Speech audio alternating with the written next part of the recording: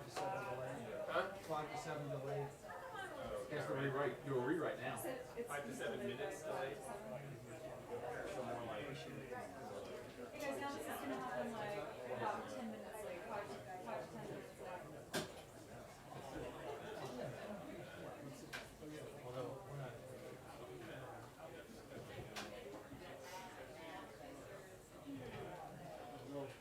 Sure, 1, 2, 3, 1, 2, 3, 1, 2, 3. And by the way, the Obama statement's about 5 to 7 minutes late.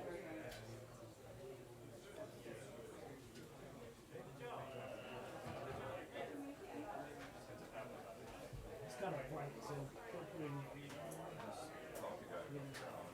take it out to you, to talk to you. Yeah.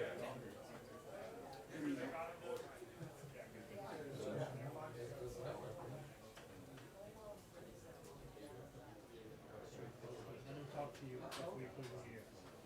I want you to stand by hands. Hold it in the air. Just hold it outside the ear. Put it in. Hey, Charlie, have him talk to him. Okay, right. You know, all morning we've been waiting to hear a statement from the White House. We expected them to put out a statement. We've been waiting for that for hours as everyone seems to be weighing in on this. Now we know why the White House has been silent up to this point, that the president himself will deliver a statement just about, I guess, 20 minutes away right now before he departs on a trip to California. We did hear the Attorney General, Loretta Lynch, speak on this not too long ago. You probably heard some of that, saying that acts like this have no place in this country, no place in a civilized society. We expect him to reiterate that. And we also found out a little bit more about the victim, the preacher in the church, that not long ago, a couple of years ago, he had, within the state Senate in South Carolina, he had proposed this resolution of gratitude to President Obama directly for speaking at an event down there in South Carolina. So it seems like President Obama may have had contact with him, may even know this man personally. We're waiting to hear if he'll say something along those lines too, maybe his personal reaction to that, and having spent time with him in South Carolina at the very least at this event. In the last several months, we've seen lots of statements from the White House, several statements on race specifically from President Obama, and this is one more instance where he's going to have to weigh in on this. Yeah, Kate?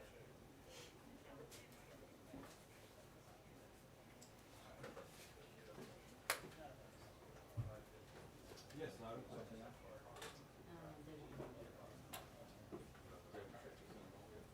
Hey guys, when we come back, we can talk about race relations too. In the latest survey. Senators are having a prayer event for the Capitol.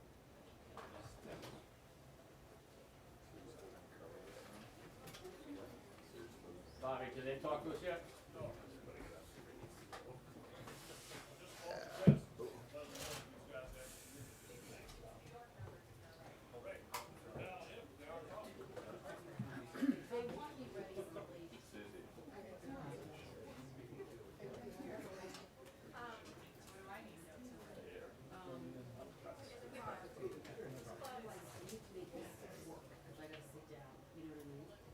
Same way we do it all the time.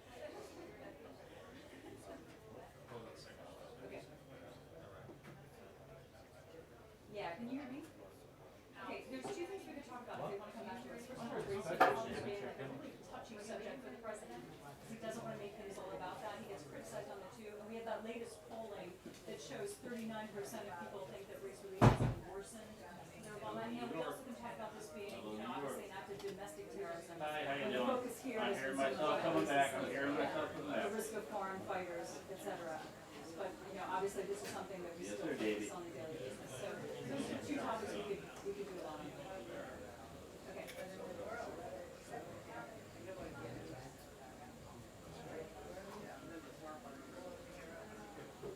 1, 2, 3, 4, 5, 5, 4, 3, 2, 1. I'm happy. Are you happy? Thank you. You won't have to worry about it. What? No.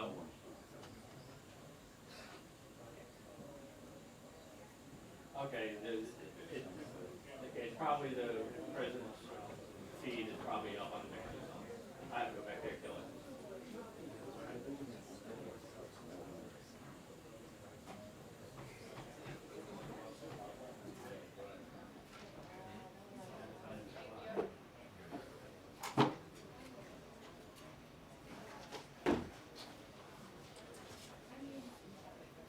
Loud and clear, New York.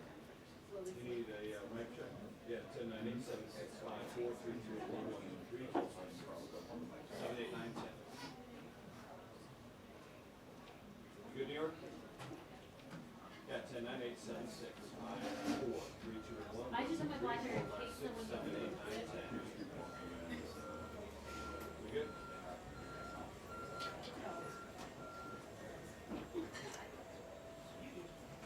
Hello? Let's see, what you 3, 4, 5, 6, 7, 8, 9, 10.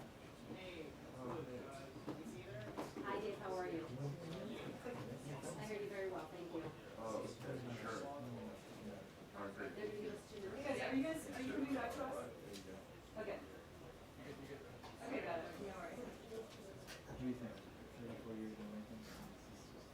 This is average. This is it. You've been gone through the mountain. You've seen what. I know. Just tell me what to do. That's right.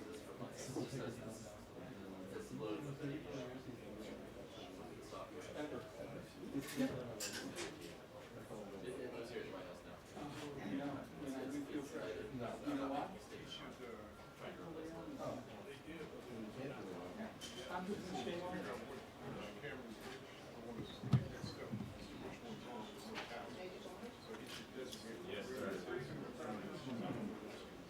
I know, I think it's gonna be a statement now. It's gonna be about 3 minutes. Yeah. Thank you. Yeah, sure. This is not going to be long, and I don't think he's taking questions, so make a statement and he's getting out of here.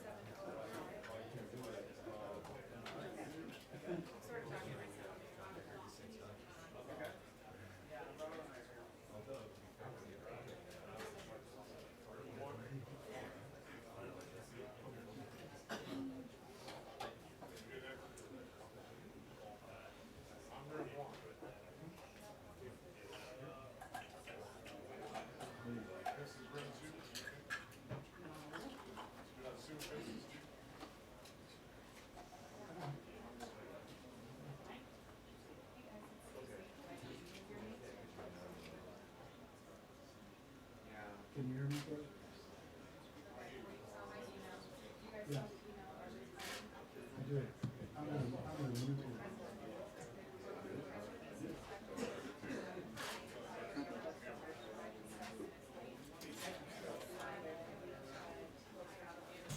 Okay. You run one, Yes.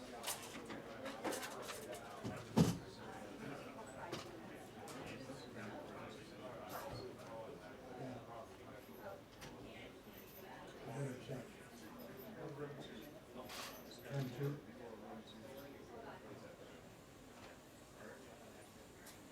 Got it.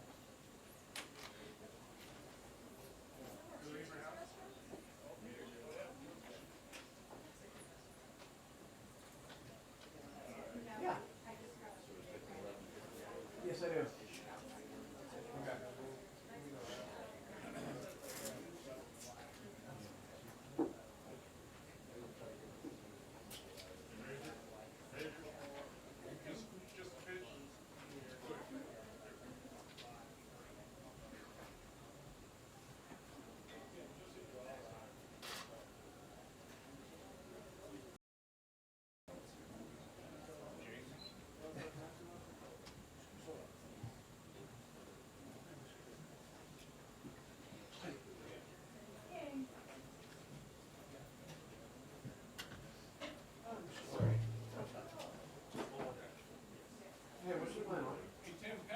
Yep. Back on. Right. Cool. Thank you. Right. Okay. Thank you, Bobby. Hey, Amy, how are you? Amy, I hear you fine. How are you? Amy?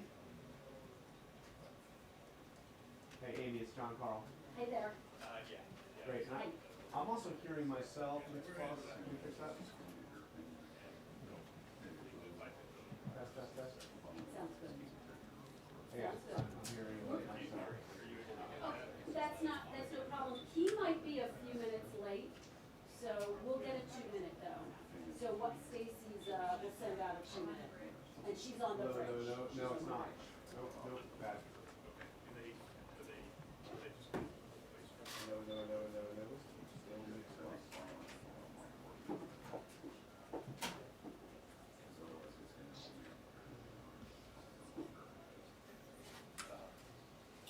One, two, three, mixed cross. Yep. You okay with me standing there? I think we just lost audio. One, two, three, mixed cross. You're up. Okay.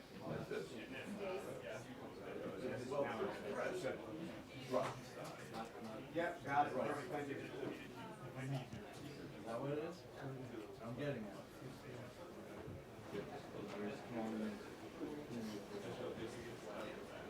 Yeah. No, it's gonna be 3 or 5 minutes tops, no question.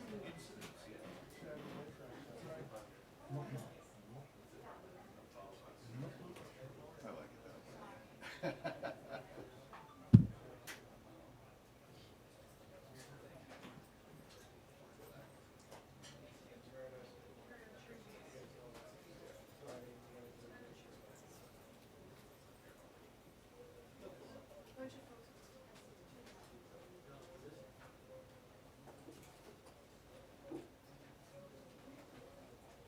Can I have a pen too?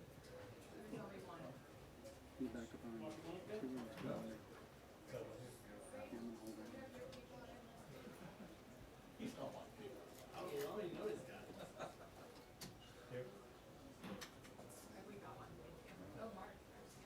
Nothing, so was kidding her.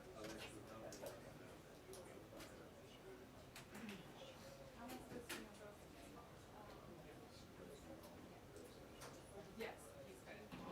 Thank you. Morning, John. How are you? Great.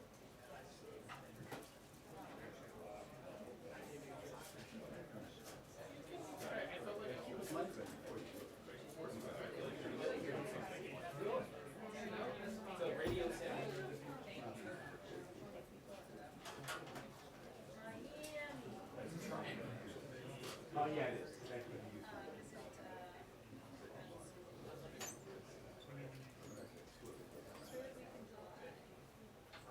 Hi.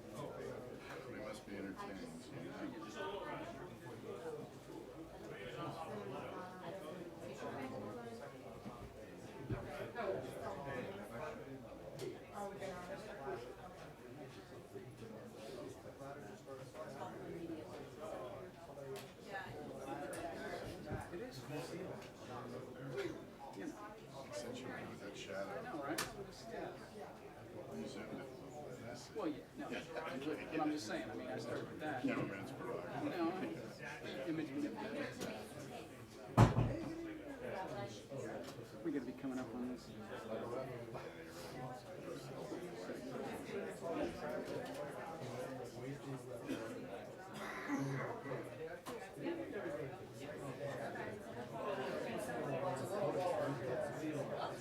Yeah, no worries.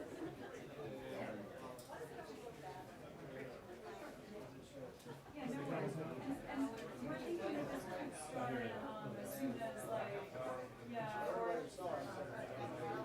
no, it was supposed to be 11:45, and we were running like 5 to 7 minutes, or later, but, people were expecting it, I don't know, DQ-ish, just saying. Yeah,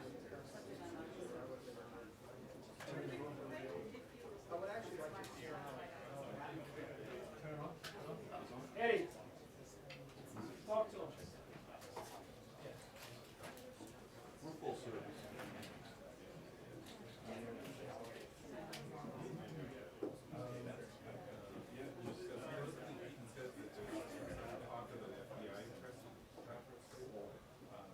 It's the same.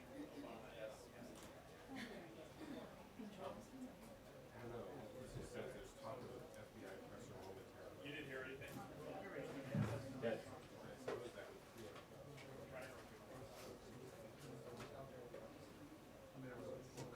Cody was right there.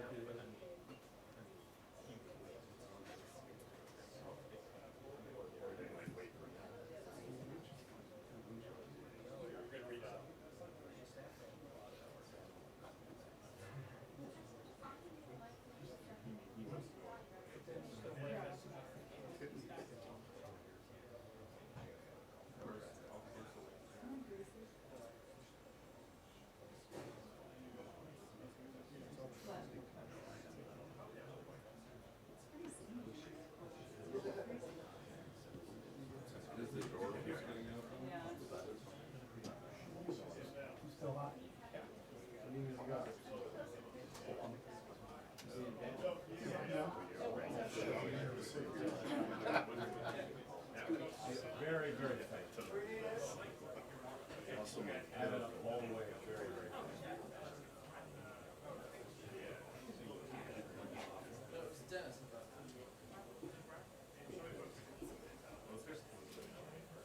Someone just tweeted at the briefing room, it was like the Star Wars cantina. Should we take that as an insult or a compliment? I think it depends on which character I am. As long as you're not in the band, right? That'd be like, as long as you're not in the band.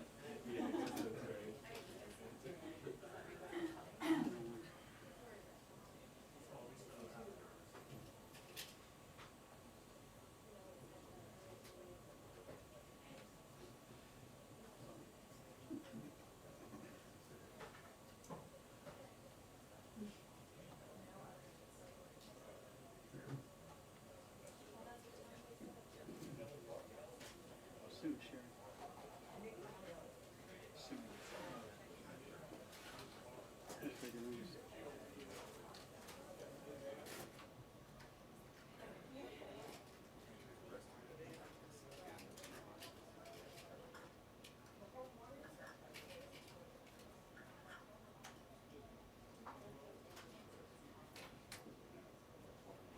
Hey.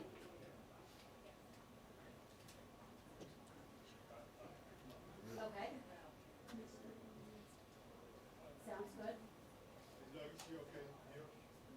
It's very, very Sounds low. good, I'll be ready. Thank It's- you, Marissa. I have it cranked up all the way, and I can barely. Is that a, is that a state Yes, I can hear you faintly. Whenever he comes out. Okay, thank you. And we will get a 2-minute. You're much louder Thanks. than there. Than there, yes.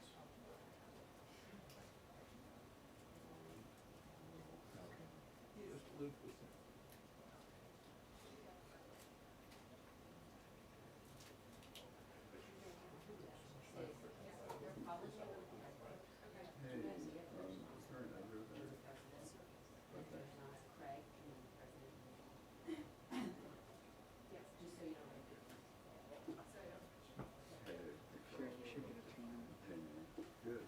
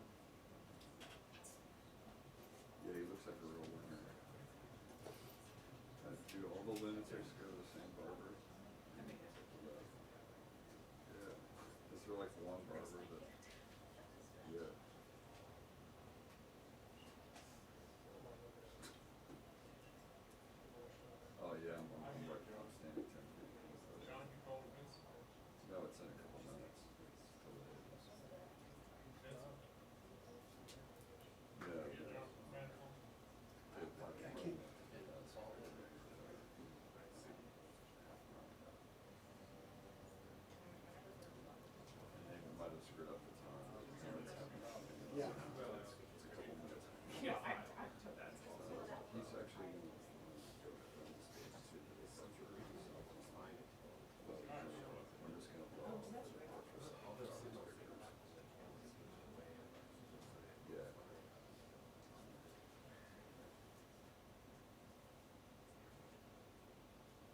No, because the departure is actually not in the van, so we're not going to pull pictures on it.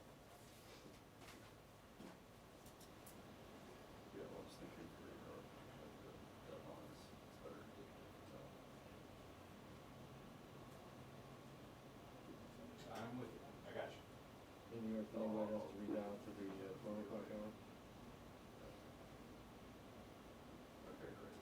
All right, thanks, man. We'll control it, maybe? Bye. Okay, thank you.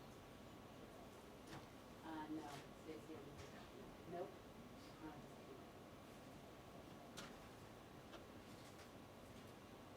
Yeah, no more guidance at this point.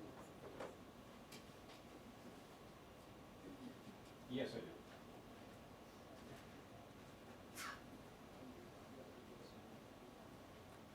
So, say again, please.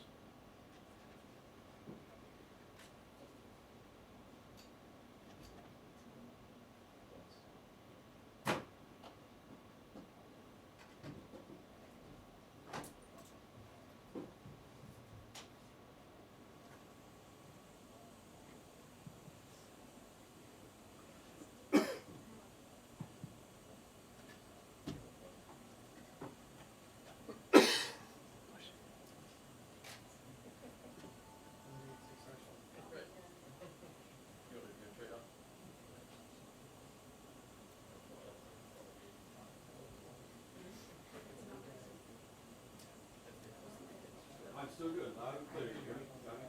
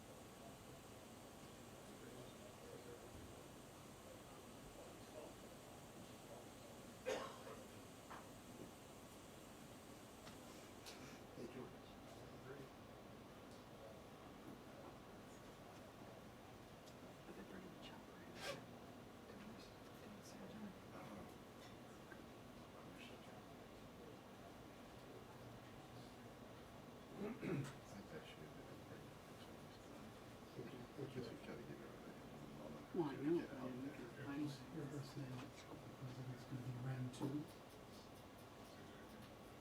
I just heard her say the president's gonna be round two.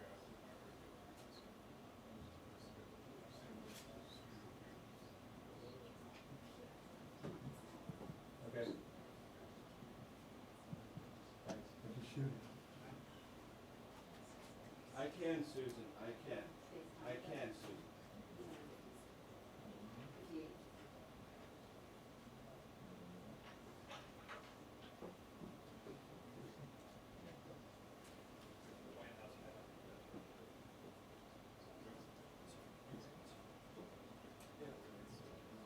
That's on it.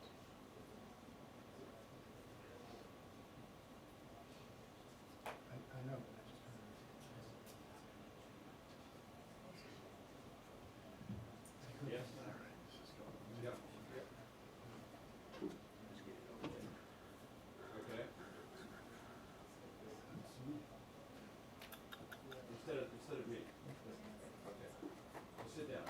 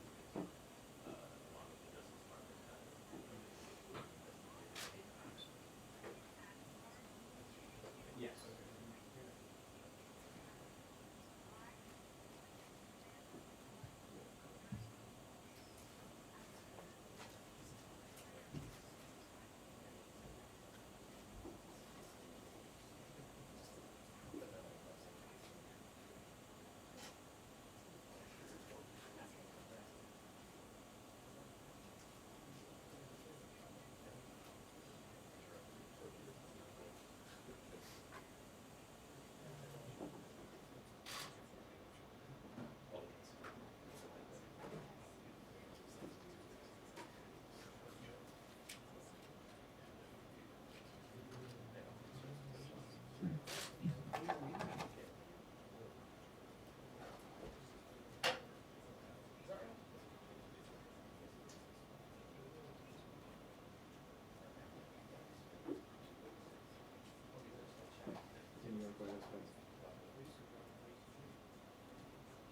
you guys know if you're coming to us?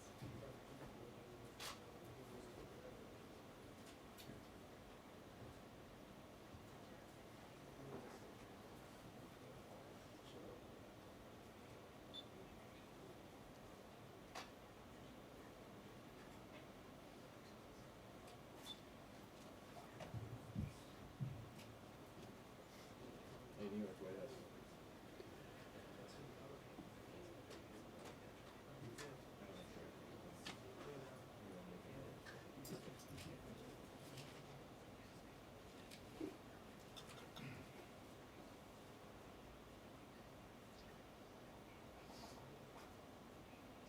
No problem, thank you. Sounds great, appreciate it. Yes, I do.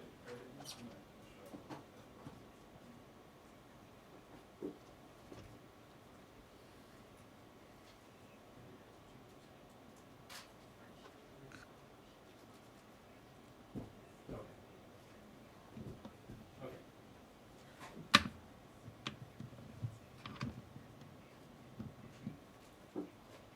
Okay.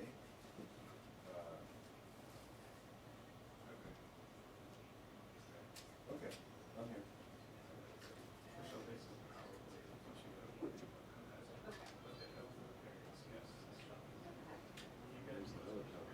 Yep, there it is.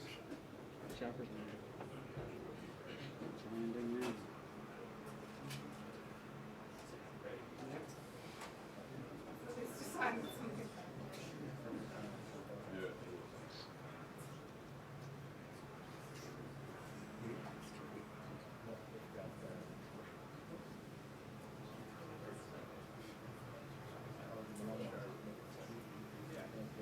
South Carolina Customs are 16.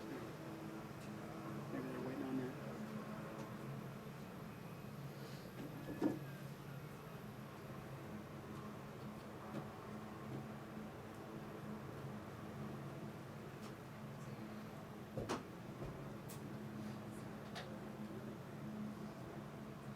Correct.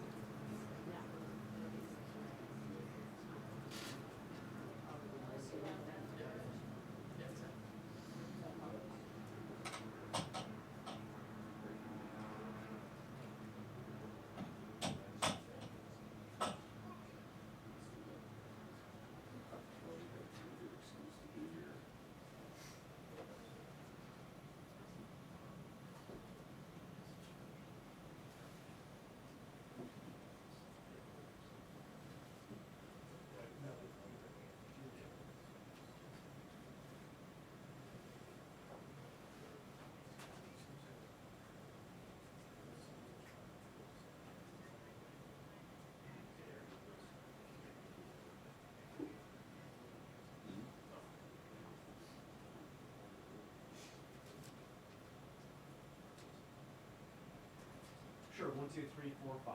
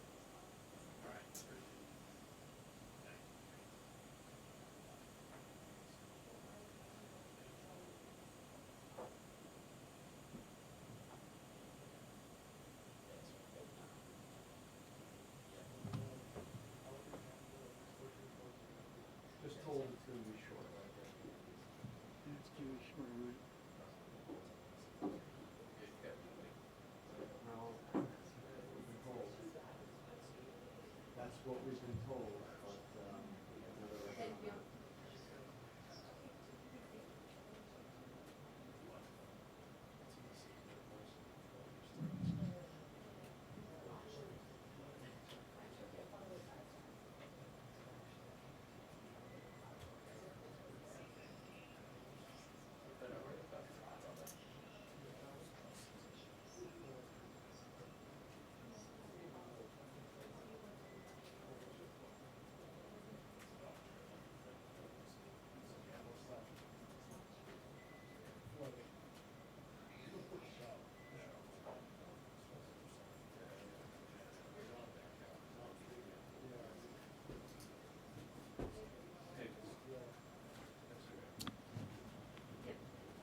No worries.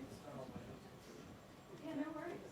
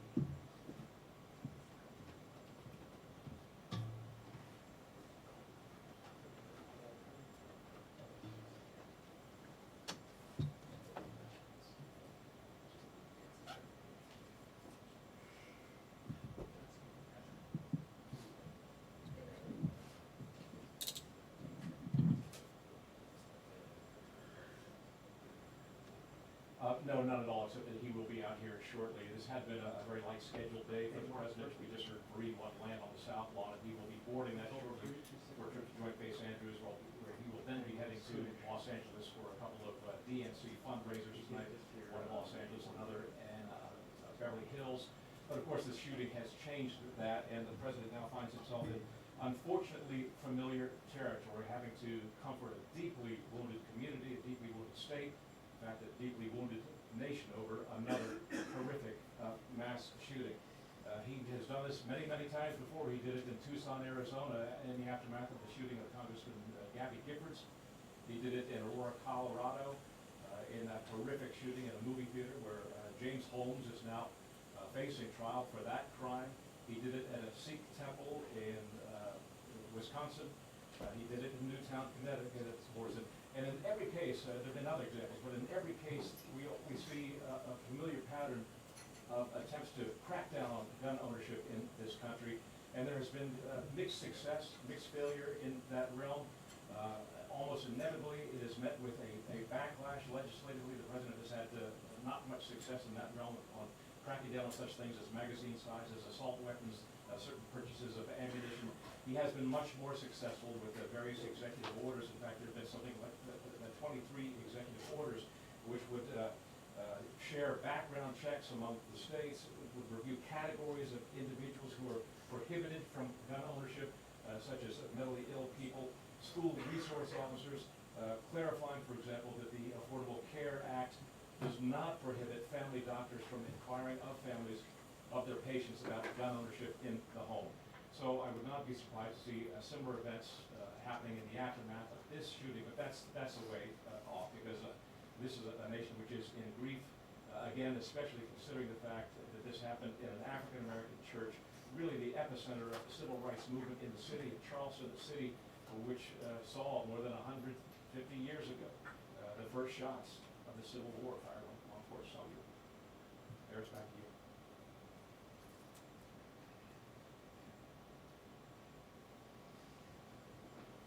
do hear you. Yep, sure.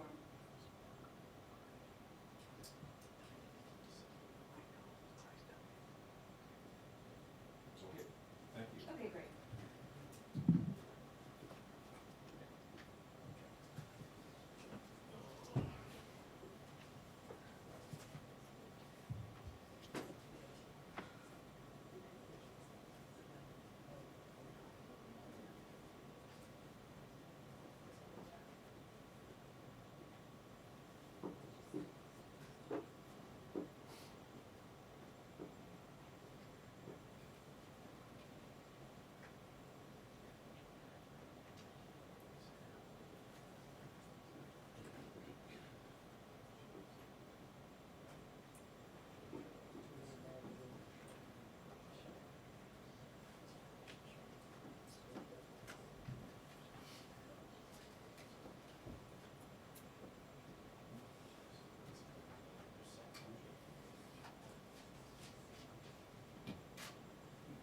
Right.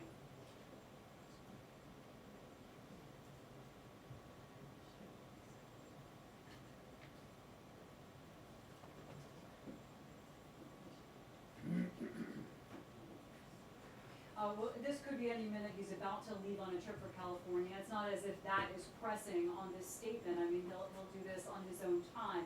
We don't expect it to be a very long statement, though. We expect him to offer the usual condolences after something like this happened. But when you look at the way the White House is handling this, I mean, they didn't make a statement right away. Remember, this happened last night. But we heard virtually everyone, the candidates in 2016, members of Congress, other people in the community, Gabby Giffords, weighing in on this large-scale tragedy. But the White House has been silent. But now we know why. I mean, the president himself wanted to come to this briefing room and give a statement on that. So we expect this to be somewhat of a more emotional statement than what we heard from Loretta Lynch, who spoke mostly about the investigation. But that's not to say that the president won't weigh in on that with the resources of the federal government behind this investigation. But you know, race has been a difficult issue for the president. Polls have shown recently that a plurality of those polled, almost 40% feel like race relations have declined under President Obama. And this is one more case where that issue is going to come up. We'll see what he has to say on that.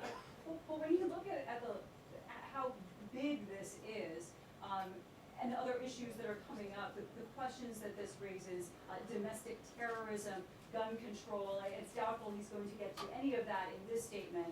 We expect it to be mostly condolences and moving forward. Ashley.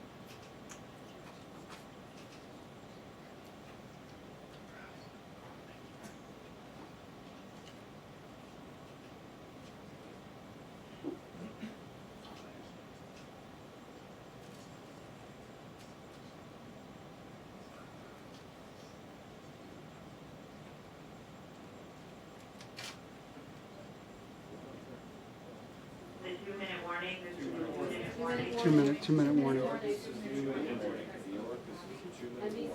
warning. Do you Yeah, copy? that's for the network, but you couldn't share, it's not good for. Control room, do you copy? 2 minutes.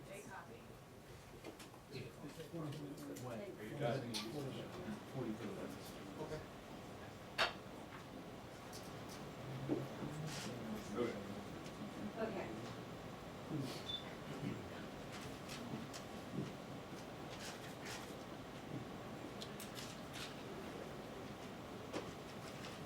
Yeah.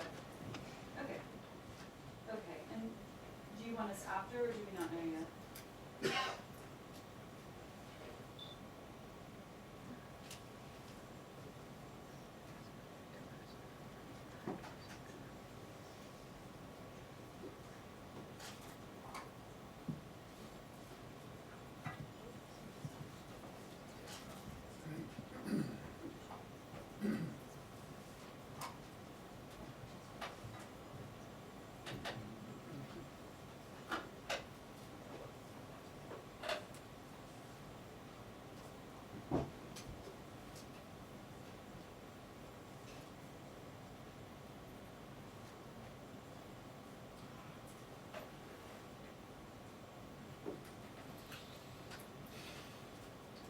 The President's been making several phone calls to folks, leaders in the community. We know he has reached out to the mayor of Charleston. He's also reached out to the minority leader in the state Senate in South Carolina who served in the state Senate with Pastor Pinckney, expressing his condolences. We're told to expect a short statement here, a short and somber statement, echoing the words of his Attorney General, who a short while ago said, "We will do everything in our power to help heal this community and make it whole again." Unfortunately, Amy, this is something the President has had to do over and over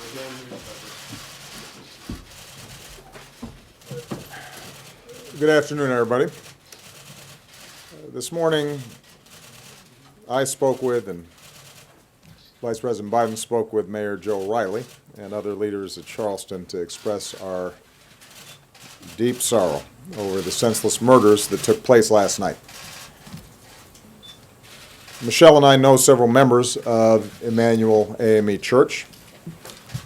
We knew their pastor, Reverend Clementa Pinckney, who, along with 8 others, gathered in prayer and fellowship and was murdered last night.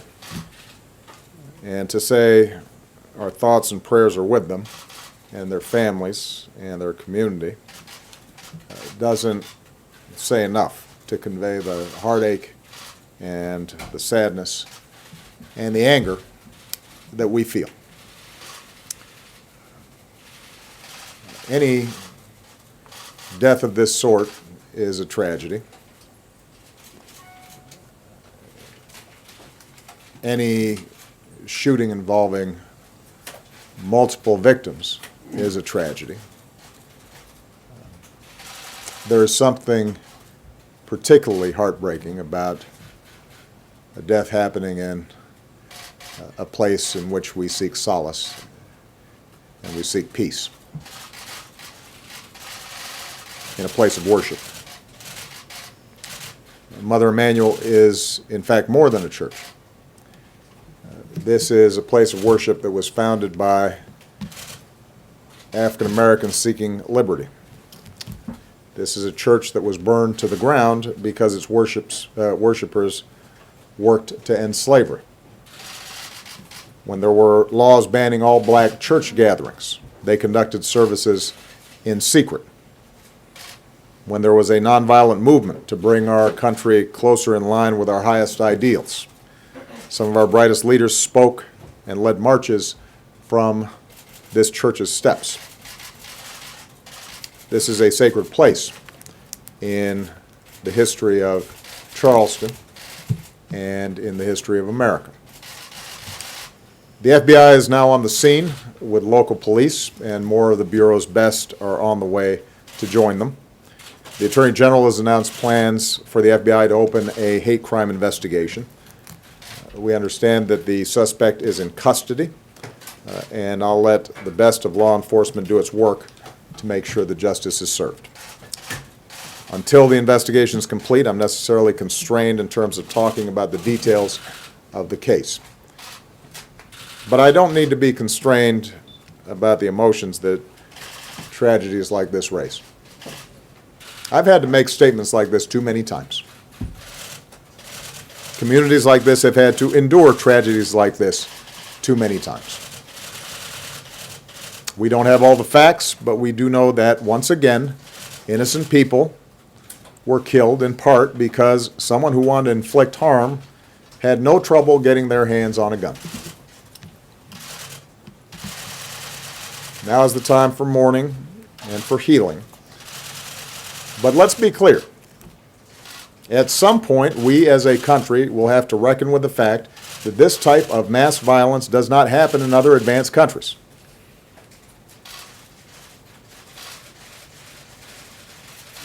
It doesn't happen in other places with this kind of frequency. And it is in our power to do something about it. I say that recognizing the politics in this town foreclose a lot of those avenues right now. But it'd be wrong for us not to acknowledge it. And at some point, it's going to be important for the American people to come to grips with it. And for us to be able to shift how we think about the issue of gun violence collectively. The fact that this took place in a black church obviously also raises questions about a dark part of our history. This is not the first time that black churches have been attacked. And we know that hatred across races and faiths pose a particular threat to our democracy and our ideals. The good news is I am confident that the outpouring of unity and strength and fellowship and love across Charleston today, from all races, from all faiths, from all places of worship, indicates the degree to which those old vestiges of hatred can be overcome. That certainly was Dr. King's hope just over 50 years ago, after 4 little girls were killed in a bombing in a black church in Birmingham, Alabama. He said they lived meaningful lives and they died nobly.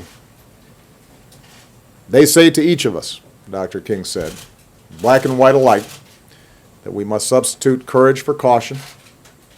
They say to us that we must be concerned not merely with who murdered them, but about the system, the way of life, the philosophy which produced the murderers. Their death says to us that we must work passionately and unrelentingly for the realization of the American dream. And if one will hold on, he will discover that God walks with him and that God is able to lift you from the fatigue of despair to the buoyancy of hope and transform dark and desolate valleys into sunlit paths of inner peace. Reverend Pigney and his congregation understood that spirit. Their Christian faith compelled them to reach out not just to members of their congregation or to members of their own communities, but to all in need.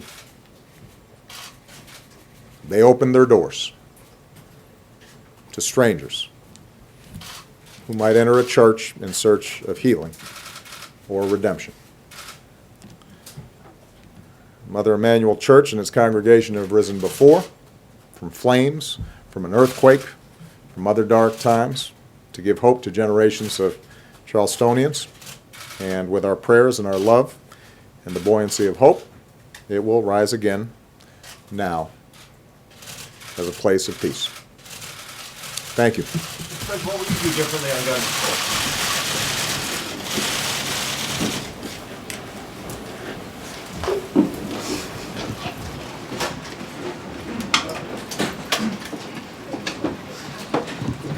Make sure I'm out.